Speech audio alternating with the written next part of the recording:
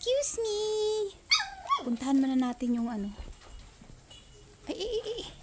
Ina muna kayo, muulan. Maambon na lamang eh. Puntahan natin yung ating farm. Baka nabahaan yung aking tanim dun. Hindi sasama, hindi sasama.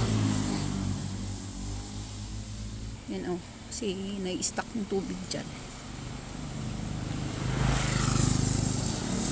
Stuck ng tubig. Pupunta siya dito. Pag malakas na malakas, ayan yun. Pak! Tingnan natin yung ano. Tinanim ako dito ang ano. Papaya kanina yan. Tanim ako ng papaya.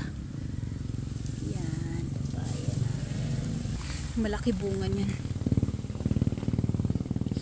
Ayan, oh yan, sabi na eh. Oh, naglagas yung mga ano. Dahon, ayan, oh, napaha nga. Oh. Kanina sobrang lakas niyan. Nawala na yung kanal-kanal namin dito. Nawala na yung kanal-kanal.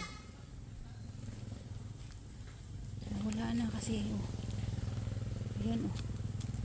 Lakas ang ano dito. Napunta lahat dito yung mga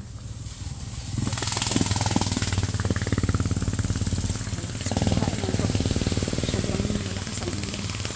Ito yung sinasabi ko sa'yo, ate. Yung ube, malaki na.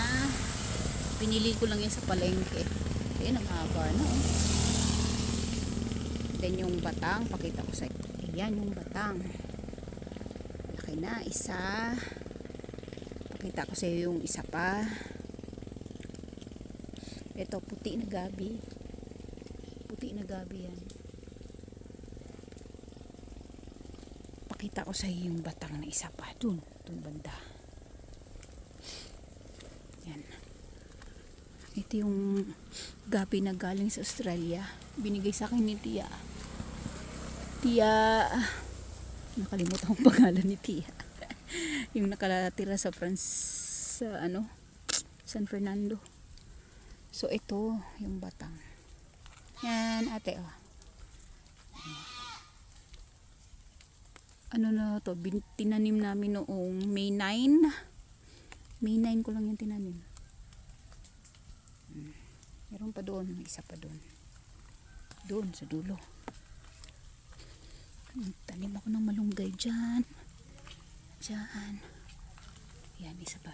Ito yung isa pa. Batang yan. Yan. Oh. Tayog na. Diyan nasa taas yung ano, gumagapang niya. Oh, yan oh.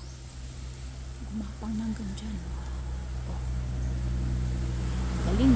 Ito may tinanim akong saging. Dyan. Kanina. Tinanim ko dyan. Ano tayo ngayon? Ang petsa ngayon.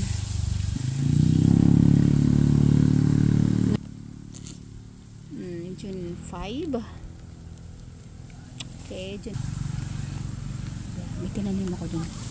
Papaya. Yung may sako na yan. Kala ko man kasi sobrang init na yun. Bigla naman umulan. O diba bless tayo.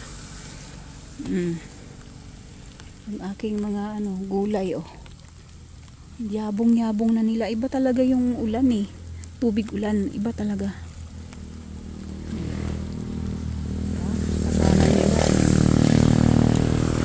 Yung kale ko, malalaki na yung kale ko. Yung saging na ipinatanim ng may-ari. Oh.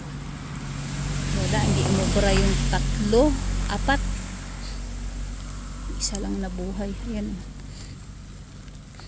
Hindi yan sa amin, sa kanila yan. Pinatanim lang. Ayan, madami na yung tubig ulan. Pitasin na natin itong mga silim. Ang liliit lang eh. Oh. Hinog na siya. Kunin na natin to. Lagay natin dun sa suka na tuba.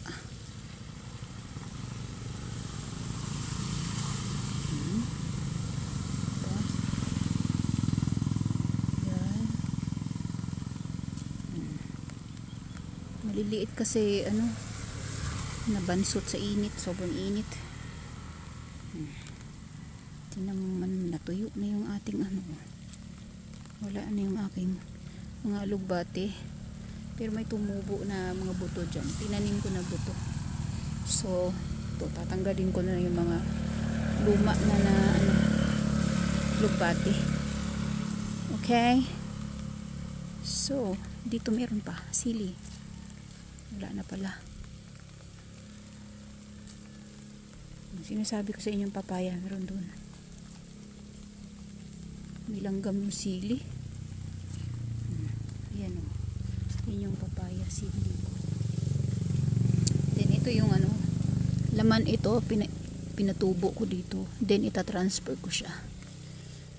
Mas malalaki daw ang ano, laman ng mga kamote kapag nanggaling siya sa laman. Itinanim mo na laman tapos nag sprout, malalaki daw bunga niyan.